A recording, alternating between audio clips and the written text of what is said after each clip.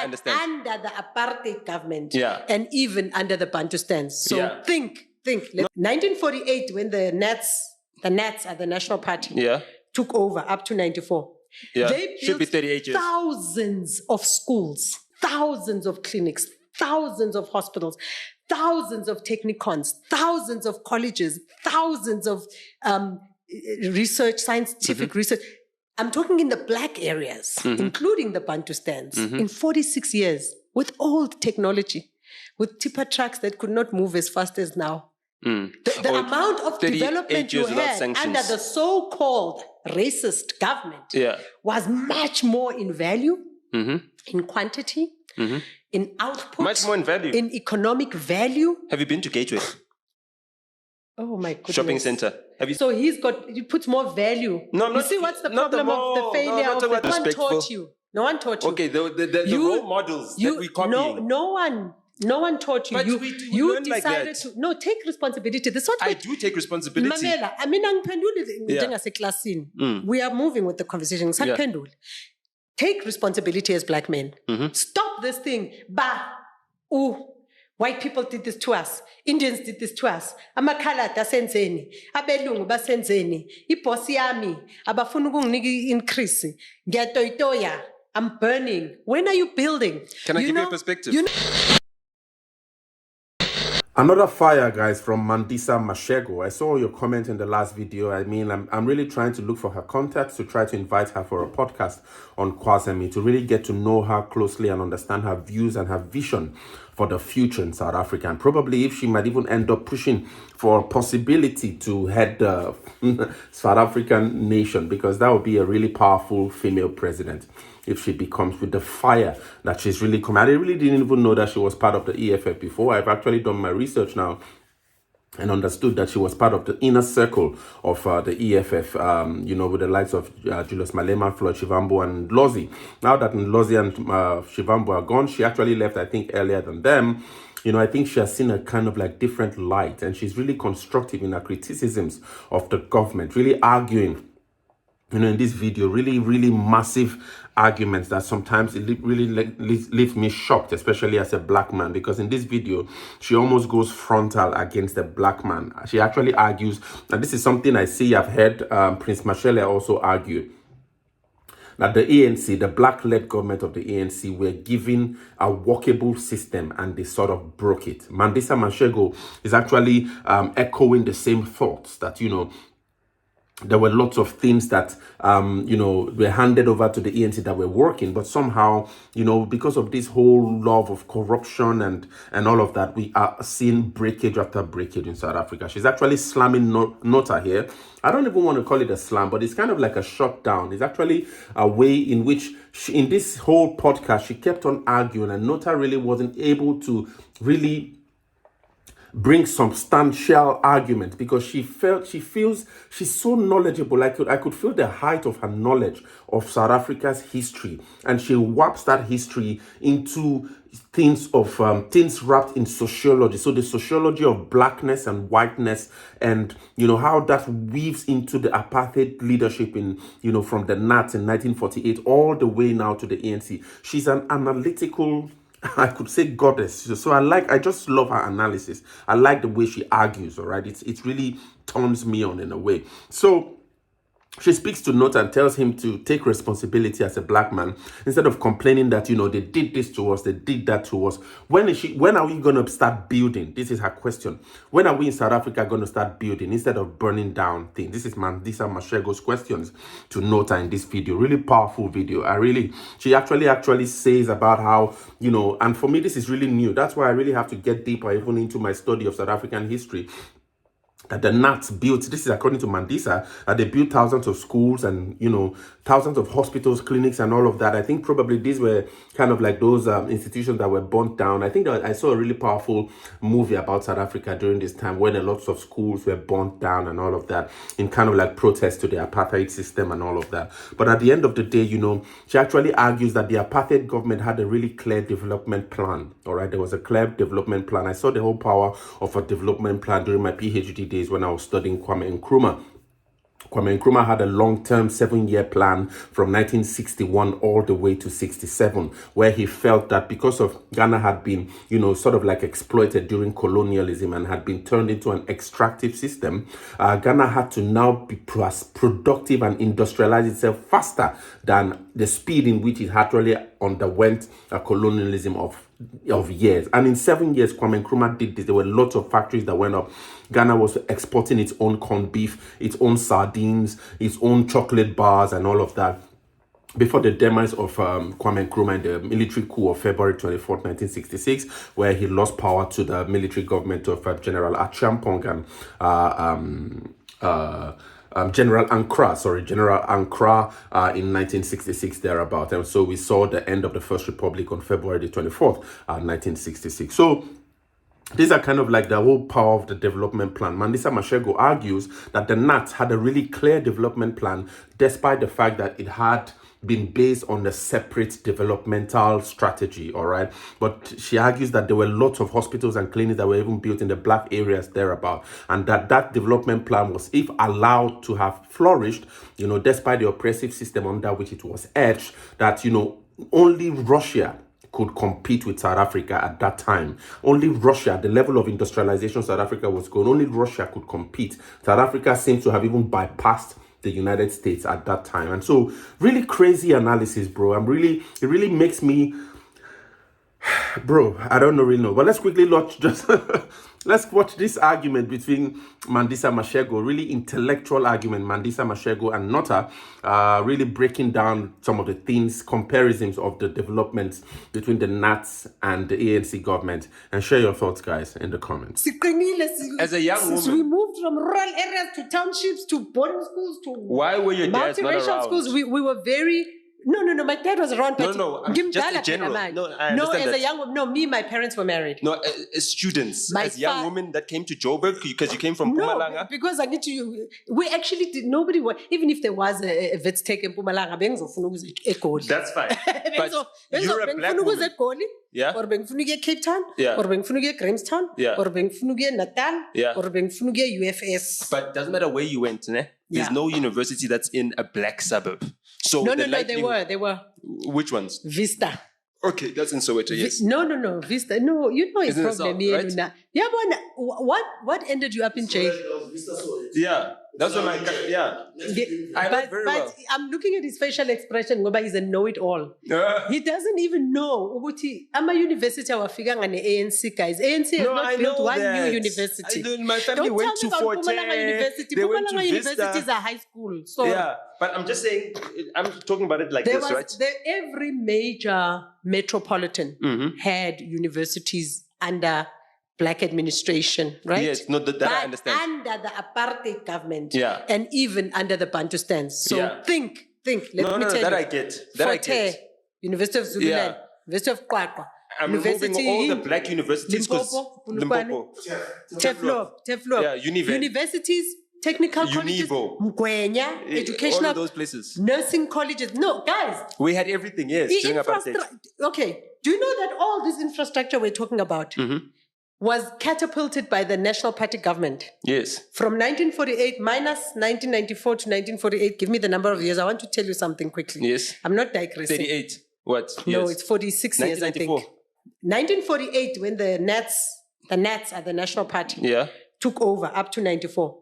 Yeah, they should be 38 years. Thousands of schools in 46 years. Yeah, 46 years. Okay. They built thousands of schools, thousands of clinics, thousands of hospitals, thousands of technicons, thousands of colleges, thousands of research, scientific research.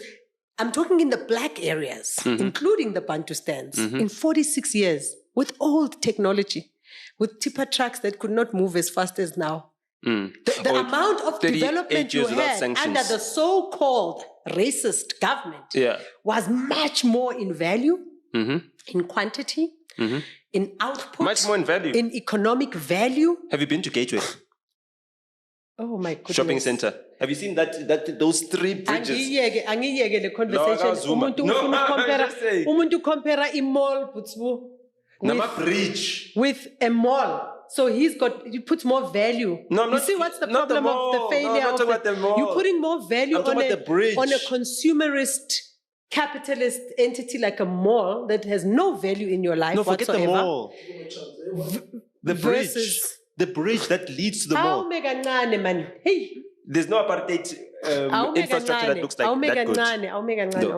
That bridge even was not built to support direct primary development. It was there to support a capitalist project, which is a mall and hotels, etc. Of course, they provide jobs and whatever, but under the current epoch, the jobs are not the quality of jobs our parents had. During our time, if you got a job, it was almost automatic. If you were not a temp, you have a medical aid, you have a housing subsidy. It was almost automatic in any job, right? So now you've got a lot less value. Yes, of course, the rand value has increased and all of that. I want to summarize how to improve gender relations. There isn't a problem with gender relations actually amongst Black people. There's a development problem amongst Black people in our populations. There's an organizational problem. We're not organized. Every other race group is organized except us. That's why I was telling you that Africa is the weakest continent because it has no military power to speak of. It has no technological knowledge. It has no development capacity. Africa cannot build. South Africa can, and under the National Party and the British it could, and it did up to a certain extent, but it was stopped by the political struggles in South Africa. Yeah. The apartheid government was already working on a rail line from here to Cairo. They had a very clear development plan. Had they remained in government, they would have continued with it, and right? Had they not but had it was sanctions. Then disrupted by everything else that needed to happen, by the way. But obviously the negotiations involved all those development plans that they must continue, but they didn't continue, they halted. So your current so-called Black government, because it's racist also to define a government as a white government and a Black government. It was okay during the racist era to define a white government as a white government. It was okay for that time. But to continue defining government in racial terms is racist, and Black people must accept that. Black men must accept that they don't have the authority, the power, the legal standing, there's a word I'm looking for. As men, if you want to be seen as men, right? You don't have that status. You don't have it. That's why gender-based violence is so rife amongst Africans. So you guys are pitying us. That's why abuse of women is so rife amongst Black men. So you guys feel sorry for us? No, we don't feel sorry for you. No, but I'm just saying... but we don't feel sorry for you. That one is... Then why we don't feel sorry for you because we know your capabilities. Marry us? Okay. We know what you are made of. We gave birth to you. We know what you are capable of. But you fail yourselves. No one needs to give you anything. You need to take it, but not violently, not aggressively. Development doesn't happen on its own. Doesn't happen on its own. It's a deliberate exercise. There's investors and financiers that came together and what you call EPCs. And EPC is an engineering, procurement, and construction firm. They just used to be called construction firms in the olden days, but with the advent of development in the capitalist sectors, development has now been globalized, which I am against, by the way. I'm against globalization, but it's very dominant. And in order to reverse it and come back to what the National Party government used, which is localization, we need to act within the globalist structures and then bring it back. Yeah, you can't. It's too strong. You can't overpower it. So now we're at grade 11 of accepting that we have failed. You're not taking charge. You're not taking charge. We're not taking charge. We're just accepting. You are not taking charge. You are too stuck in victimhood. You are obsessed with race. The white man is laughing at you. And let me tell you, white men are not laughing at Black women. I'll give you a small secret. White men even prefer to do business with Black women. There's a study that was issued. There's a conversation that Johan Rupert had. I don't know whether he had it on Power FM or another platform. Yeah, it was the chairman's conversation. Yes, and he was very accurate. But because Black men, your egos are so fragile, you are inverted. That's what I call it. I call it an inverted psychological state of being. That's my own analysis. It's not there's no psychologist that did a study. Your egos are too high and your self-esteems are too low. It should be the other way around. Your self-esteems must be high and your egos must be very low. So, Sis Mandisa, how do we That's get to the metric? problem. You want women, the same women that you call angry. It's our responsibility. We don't know better. Mina ngizobuyisa isithunzi sedlozi lami kuphela. I'm not bringing back isithunzi sendoda ephilayo ehambayo. Buyisani izithunzi zenu. You can save one woman's son. Hlukanani ne-corruption. Okay. You are too in love with corruption. What is corruption? What is corrupt? Just, okay, let's start with this horrific government corruption that is leading us to the crisis we are in now, where there's no money to do anything. Okay. Do you know that government doesn't have money for salaries? It's not a joke. You know when Cyril said, when President Even ANC Cyril... hasn't paid salaries. I actually like Cyril, by the way. I didn't vote for the ANC. I haven't voted for the ANC in many, many years. But I love Cyril because he's my kind of guy. You understand? Like he's from that generation, Ehlonipayo, and that's very disrespectful. That is disrespectful, and that is even racist from a black person to do that. He's Venda. Don't do that. They're the Jews of Africa. Do you know why I left politics? Because I partly got tired of the toxicity of a population, a group of young people who were disrespectful, thinking that they are radical. Insult. Ooh, okay, let's not go there. Insulting people on the basis of what they look like. Calling me short. I'm short. So what? Sorry. So all those people that taught my generation to be disrespectful. No one taught you. Okay, the role models that we copying. No one taught you. But you learn like decided that. to take responsibility. This is what I do take responsibility. Mamela, I mean, we are moving with the conversation. Take responsibility as black men. Stop this thing. White people did this to us. Indians did this to us. Amakhaladi asenzeni. Abelungu basenzeni. Ibosi yami abafuna ukunginika increase. Ngiyatoyitoya. I'm burning. When are you building? Can I give you a perspective? You know that we are so useless as the black nation. The one thing we are very good at is destroying perfectly working things. Can I give you things to come and destroy it. But even with that, we should have used destruction as a strength and said, let's build bombs. Okay. I need to be a destroyers. We can't even build a bomb. There's no bomb. I can build bombs, actually, but I'll tell you why. Don't build bombs. No, I used to make bombs as a kid, but it's like how we threw petrol bombs, right? No, But that's exactly... We used to make landmines. But that's exactly my point. That as the black nation, we need to take ourselves seriously. We can't be known for destroying everything. You know, in America, what was that guy called? The one who was planning to chase all the white people away when I was a kid. Was trampled there? What was his name in America? Floyd. Do you know how much infrastructure destruction they brought to the States? I know, I saw that. The Black Lives Matter. And to this date, even in America, let me tell you the failure of black people. And it is a failure of Africans. Go to America and go to every city and town that has a mayor who is black. And go and look at the condition of that city. It's messed up. Eric Adams. Stop saying... Eric Adams came out with a dustbin. You know those dustbins that we got in South Africa, like maybe in year 2000, those ones? No, dustbin guys. No, he brought them out in New York in 2023. I couldn't believe it. Everywhere. I was like, everywhere. And here's the important thing, because you laugh when you're supposed to become serious. Actually, I shouldn't be laughing at that. He's a black man. Even more. Everywhere where a black person has been in charge, Verwoerd said it, Hendrik Verwoerd said it, and many white people have said it. And you call them racist because they are pointing out a fact. They are pointing out an algorithm. You must be able to identify a trend. Say, but this is a trend. Okay, after acknowledging it's a trend, is it a positive trend? Is it a negative trend? That's how you develop and you change and you innovate. Everywhere a black person takes over an administration, a governance, a company, anything, you can look at all the BE companies that were majority black run, right? Look at Itala Bank, look at VBS, look at the entire government, look at all municipalities, look at all provincial governments. You destroy. You destroy, you plunder, you steal, and you even romanticize the stealing. I'll never ever.